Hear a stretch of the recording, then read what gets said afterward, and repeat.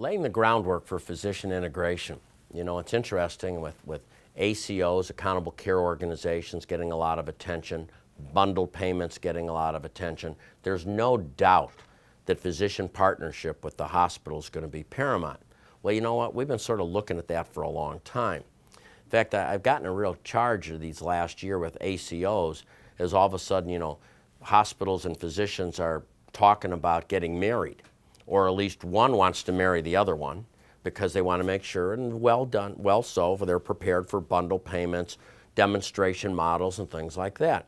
In fact, I was going to write this article instead of physician integration. It was going to be called, "Gee, I didn't like dating you, so why are we getting married?"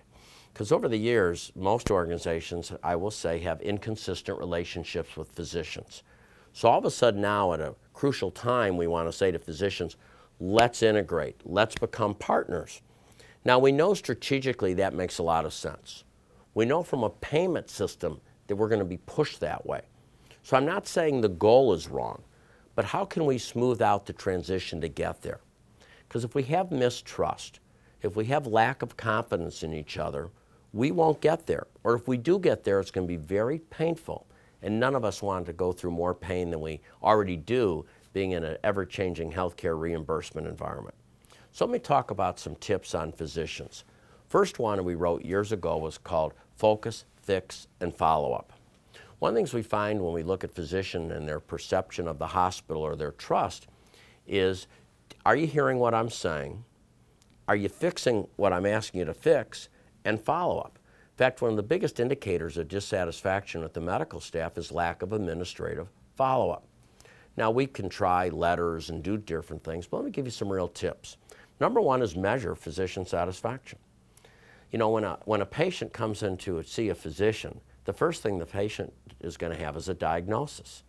When we're looking at solving any problem anywhere, we do a diagnosis. Physicians are diagnosticians. So I'll go to hospitals or healthcare organizations who will say that they want to improve their relationship with their physicians. And I'll say, well, how is it right now? Well, most will say iffy, or it could be better, or it's pretty good, but I want to get it better. You know, it's always good. Everybody's sort of got a gut feel on it. But the problem is we don't have what I call the data.